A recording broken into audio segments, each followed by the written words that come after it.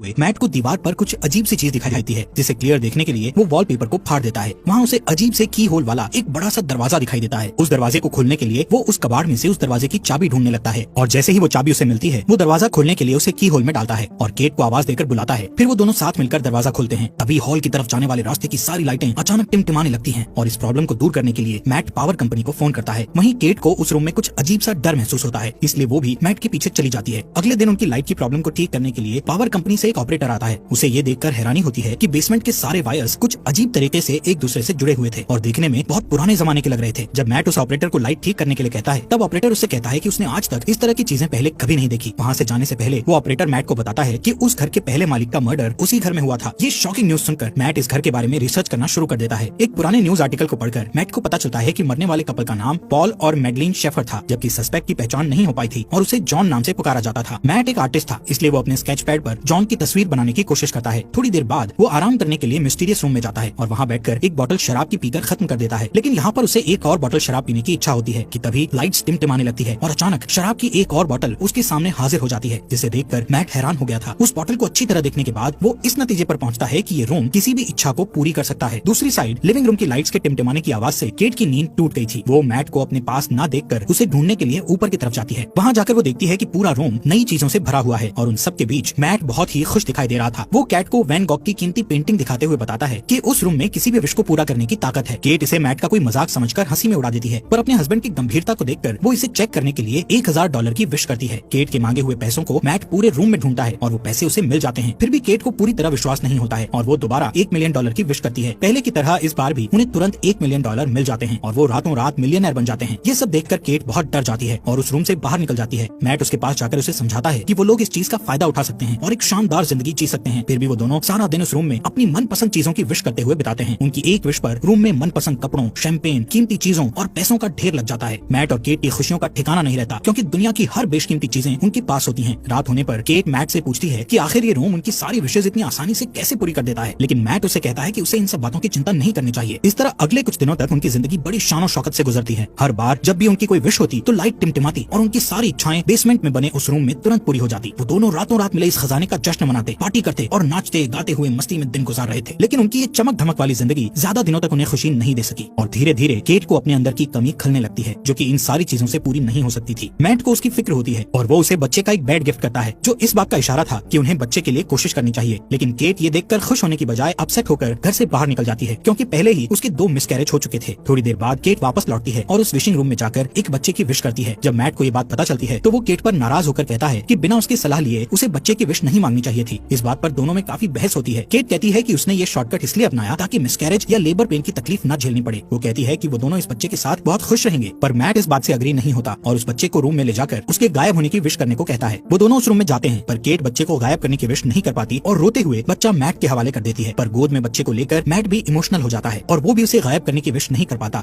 और बच्चे को वापस केट की गोद में डाल देता है। आखिरकार दोनों बच्चे को अपने पास रखने के लिए राजी हो जाते हैं और इस तरह दोनों रातों रात पेरेंट्स बन जाते हैं। सीन शिफ्ट होता है और हम देखते हैं कि मैट की नजर अपने अधूरे ड्राइंग पर पड़ती है, जिसमें वो जॉन का चेहरा बना रहा था। उसे देखकर वो फिर से अपने रिसर्च में लग जाता है और उसे पता चलता है कि वो सस्पेक्ट मर्डरर अभी भी जिंदा है और किसी साइकेट्रिक हॉस्पिटल में मौजूद है। एक दूसरे न्यूज आर्टिकल के मुताबिक जॉन का कहना था कि उससे ये मर्डर उस रूम नहीं करवाया था। ये जानने के तुरंत बाद ही मैट जॉन से मिलने के लिए निकल पड़ता है ताकि उससे उस रूम के बारे में और ज्यादा जानकारी हासिल कर सके। हॉस्पिटल पहुंचने पर नर्स उसे वार्न करती है कि लास्ट 45 सालों में न्यूज रिपोर्टर्स के अलावा कोई भी जॉन से मिलने नहीं आया। ये सुनकर मैट खुद को भी एक रिपोर्टर के रूप में पेश करता है। आखिरकार बूढ़े हो चुके जॉन के साथ मैट की फेस टू फेस मुलाकात होती है और वो उससे उस घर और खासकर उस मिस्टीरियस रूम के बारे में पूछने लगता है। चेहरे पर एक शैतानी मुस्कुराहट के साथ जॉन उसे बताता है कि वो इस पल का बरसों से इंतजार कर रहा था। जब मैट उससे शेफर को मारने की वजह पूछता है तब वो कहता है कि इसके अलावा उसके पास और कोई चारा नहीं था। फिर बात को बदलते हुए वो मैट को जितनी जल्दी हो सके उस घर को छोड़ देने के लिए कहता है और कहता है कि जिस इंसान की इच्छाएं पूरी नहीं होती उससे ज्यादा खतरनाक वो इंसान होता है जिसकी सारी इच्छाएं पूरी हो जाती हैं। इसके बाद मैट घर लौटते वक्त एक गैस स्टेशन पर गैस डलवाने के लिए रुकता है, पर जैसे ही वो अपने वॉलेट से पैसे निकालता है तो देखता है कि उसके सारे पैसे डस्ट बन जाते हैं। ये देखकर वो तुरंत घर पहुंचता है और इस बात को कंफर्म करने के लिए उस रूम में रखे सारे पैसों को बाहर फेंक देता है। साथ ही वैन गॉग की उस पेंटिंग को भी दरवाजे के बाहर रख देता है। फिर उन सारी चीजों को डस्ट में बदलते हुए देखकर वो समझ जाता है कि वो लोग उस रूम से मिली किसी भी चीज को घर के बाहर नहीं ले जा सकते, नहीं तो वो सारी चीजें डस्ट में बदल जाएंगी। मैट गुस्से में दीवार को तोड़ देता है ताकि रूम की मिस्ट्री को जान सके, पर उसके अंदर उसे उलझी हुई वायर्स के सिवा कुछ नहीं दिखाई देता। उन वायर्स को ट्रैक करना मैट के लिए नामुमकिन था। फिर वो दीवार पर लगे कुछ वॉलपेपर्स को फाड़ता है तो उसे वहाँ उस घर का मैप दिखाई देता है, जिसमें उसे सारे वायर्स के कनेक्शन की जानकारी मिलती है। इसी बीच केट बच्चे को गोद में लिए बाहर की तरफ चली जाती है, पर मैट उसे ये कहकर रोक देता है कि बच्चे को बाहर ले जाना सेफ नहीं है। वो उसे असल वजह नहीं बता पाता। कुछ दिनों बाद एक दिन बच्चा किसी दर्द की वजह से जोर जोर से रोने लगता है और केट से नहीं संभलता। तब मैट उसकी हेल्प करने के लिए बच्चे को गोद में ले लेता है और उसे चुप कराने के लिए बाहर निकल जाता है। पर कुछ ही सेकंड्स में वो बच्चा बड़ा होने लगता है और जब वो लोग वापस घर में घुसते हैं तो देखते हैं कि वो एक बड़ा बच्चा बन चुका था। उस रात मैट केट को बताता है कि वो रोम उनकी हर विश को पूरी कर सकता है, पर वो उसकी दी हुई चीजों को घर से बाहर नहीं निकाल सकते, वरना वो चीजें पुरानी होकर डस्ट में बदल जाएंगी। ये सुनकर केट को बहुत दुख होता है और वो कहती है कि उनका बच्चा कोई सामान नहीं है जिसे वो लोग बाहर नहीं ले जा सकते। उसे अपने बच्चे से बहुत लगाव होता है। वो उसे अपना बेटा ही मानती है और उसका नाम शेन रखती है। अगले कुछ दिनों तक केट शेन को घर पर ही पढ़ाती है और उसे समझाती है कि वो घर के बाहर नहीं जा सकता क्योंकि बाहर डेंजरस जर्म्स हैं जो उसे नुकसान पहुंचा सकते हैं। एक दिन जब केट उसे पढ़ा रही होती है तो वो बाहर जाने की जिद करने लगता है। वो कहता है कि उसने जिंदगी में एक बार भी घर के बाहर कदम नहीं रखा। उसे घर के अंदर सिर्फ दीवारें देखना अच्छा नहीं लगता था, लेकिन केट उसकी सेफ्टी के लिए उसे बाहर नहीं जाने दे सकती थी। इसलिए वो हर बार घर के अंदर आते और घर से बाहर जाते समय दरवाजे पर ताला लगा दिया करती थी ताकि शेन गलती से बाहर कदम ना रख सके। एक दिन उसे मैट का ऑर्डर दिया हुआ एक पैकेज मिलता है तो वो उसे लाकर मैट को दे देती है, पर गलती से फ्रंट डोर लॉक करना भूल जाती है। मैट को पार्सल के अंदर एक ब्रांड न्यू गन मिलती है जिसे वो संभाल कर रख देता है। इस बीच केट पियानो बजाने में बिजी हो जाती है और मौके का फायदा उठाकर शेन चुपके से फ्रंट डोर की तरफ बढ़ता है। वो बाहर की दुनिया देखने के लिए बहुत एक्साइटेड था, इसलिए अपने हाथ को दरवाजे से बाहर निकालकर ताजी हवा को महसूस करता है कि तभी केट की नजर उस पर पड़ती है। वो दौड़कर उसके पास जाती है और अपने बेटे को गले लगा लेती है। उसे सही सलामत देखकर केट को राहत मिलती है। फिर मैट और केट दोनों मिलकर शेन को बाहर जाने से रोकने के लिए पूरे घर की खिड़कियों में लकड़ी के तख्ते लगा देते हैं। उस रात केट की नींद खुलती है तो वो देखती है कि शेन उसकी बेड के पास खड़ा है और वो उससे उसके पास सोने की परमिशन मांगता है। फिर शेन उससे कहता है कि वो हमेशा उसके साथ रहना चाहता है, जिसे सुनकर वो प्यार से उसे अपने गले लगा लेती है। शेन को उसकी बातों से तसल्ली नहीं मिलती और वो कुछ सोचने लगता है। फिर हम देखते हैं कि अगले कुछ दिन मैट अपने गन से शूटिंग की प्रैक्टिस करता रहता है। एक दिन जब वो प्रैक्टिस के बाद घर आता है तो देखता है कि शेन अपने आर्ट स्टूडियो के अंदर स्नो ग्लोब बनाकर खेल रहा है। वो शेन को सख्ती से गेम छोड़कर जाने के लिए कहता है। उसकी डांट सुनकर शेन के हाथ से स्नो ग्लोब गिरकर टूट जाता है। दरअसल मैट ने अभी तक शेन को अपना बेटा नहीं माना था, इसलिए वो उसके साथ बेरुखी से बात करता था। इधर ग्लोब टूटने की आवाज सुनकर केट तुरंत वहाँ पहुँचती है और अपने बेटे के साथ बाप जैसा बिहेव नहीं करने के लिए मैट से बहस करने लगती है। उस रात घर के अंदर चारों तरफ चक्कर लगाते हुए शेन को एक मैप मिलता है जिसे फॉलो करके वो बेसमेंट में पहुँच जाता है जहाँ उलझी हुई वायर्स के बीच मेन पावर सोर्स था। उन सब से गुजरते हुए वो आखिर उस रूम तक पहुँच जाता है। रात भर पूरे घर में लाइट्स टिमटिमाती रहती है, पर मैट और केट नींद में होने के कारण कुछ नोटिस नहीं कर पाते। अगली सुबह जब मैट की नींद खुलती है तो उसे अपने बगल में एक नया स्नो ग्लोब पड़ा दिखाई देता है और इसके साथ ही टूटा हुआ ग्लोब कुछ दूरी पर रखा हुआ मिलता है। उसी वक्त लाइट्स को टिमटिमाते देखकर वो समझ जाता है कि क्या हो रहा है और तुरंत अपनी वाइफ को जगाता है। दोनों रूम की तरफ भागते हैं और वहाँ जाकर हैरान रह जाते हैं। शेन ने विश करके रूम के अंदर ही एक बड़ा सा आउटडोर एरिया क्रिएट कर लिया था। अब वहाँ रूम की बंद छत और दीवारों की जगह खुला आसमान और एक बहुत बड़ा फॉरेस्ट था जहाँ शेन स्नोमैन बनाने में बिजी था। केट अपने बेटे की बनाई हुई शानदार दुनिया को देखकर खुशी से इमोशनल हो जाती है और उसके साथ खेलने लगती है, जबकि मैट को बहुत गुस्सा आता है और वो उसे हाथ पकड़कर वापस घर के अंदर ले आता है। इस घटना से दोनों के बीच शेन को रूम में जाने और खेलने देने की बात पर बहस होने लगती है। मैट कहता है कि ये खतरनाक हो सकता है, पर केट को ऐसा नहीं लगता। उनकी बहस चलती रहती है कि तभी फोन की घंटी बजती है और परमिशन नहीं होने के बावजूद शेन फोन उठा लेता है, पर जल्दी ही मैट उससे फोन छीनकर खुद बात करने लगता है। दूसरी तरफ जॉन की आवाज सुनकर उसे हैरानी होती है। शेन से बात करके जॉन को पता चल चुका था कि उन लोगों ने एक बच्चे की विश की थी। उधर किचन में रखे एक दूसरे फोन से केट उन दोनों की सारी बातें चुपके से सुन लेती है। जॉन उससे कहता है कि शेन को बाहर की दुनिया में आजादी से घूमने देने के लिए उसे केट की जिंदगी की कुर्बानी देनी पड़ेगी, यानी जब केट मर जाएगी तो शेन पूरी तरह से आजाद हो जाएगा और एक नॉर्मल इंसान की तरह जी सकेगा। फिर उसकी उम्र भी नॉर्मल इंसान की तरह ही बढ़ेगी। वो मैट को ये राज भी बताता है कि वो भी रोम का ही दिया हुआ एक बच्चा था। तब उसकी माँ ने उसके बाप को मार डाला था और उसे बड़ा करके खुद को मारने के लिए कहा था ताकि उसका बेटा आजाद हो सके। फिर वो मैट से कहता है कि उसके पास दो ऑप्शंस हैं, या तो वो केट को मारकर शेन को बचा सकता है या फिर शेन को मारकर केट को बचा सकता है। ये सारी बातें सुनकर केट को बहुत दुख होता है और वो घर छोड़कर चली जाती है, जिससे मैट को उसकी फिक्र होने लगती है। केट खुद को मारने के लिए अपनी कार का एक्सीडेंट करना चाहती थी, पर वो ऐसा नहीं कर पाती। इधर घर पर शेन के साथ मैट का बिहेवियर पागलों जैसा हो जाता है और वो उसकी सारी चीजें फेंक देता है, यहाँ तक कि उसका स्टूडियो तक तहस नहस कर डालता है। फिर थोड़ी देर बाद वो शेन के लिए डिनर तैयार करता है, जो कि कुछ दूर रखे डाइनिंग टेबल पर बैठा होता है। शेन उससे ढेर सारे सवाल पूछने लगता है, जिससे चिढ़कर वो शेन को बता देता है कि वो उनका असली बेटा नहीं है और ना ही उसके कोई पेरेंट्स हैं। इतना ही नहीं, वो गुस्से में आकर शेन को फ्रंट डोर से बाहर निकाल देता है, पर शेन डरकर वापस ऊपर चला जाता है। कुछ ही देर में मैट को अपनी गलती का एहसास होता है और वो शेन के रूम में जाकर उससे माफी मांगने लगता है। फिर शेन उसे स्टोरी पढ़कर सुनाने को कहता है और सारी रात वो दोनों साथ में सोते हैं। जब केट वापस घर लौटती है तो उन दोनों को एक साथ सोते देखकर उसे बहुत अच्छा लगता है। उस रात मैट और केट दोनों इंटीमेसी में बिजी होते हैं कि शेन छुप कर उन्हें देख लेता है। फिर वो उनके सोने का इंतजार करता है और जैसे ही वो सोते हैं शेन चुपके से फ्रंट डोर की चाबी चुरा लेता है। अगले दिन सुबह मैट और केट फ्रंट डोर को खुला देखकर समझ जाते हैं कि शेन बाहर गया होगा। तभी घर के एक अलग हिस्से में शेन को देखकर दोनों हैरान हो जाते हैं, क्योंकि शेन अब जवान हो चुका था।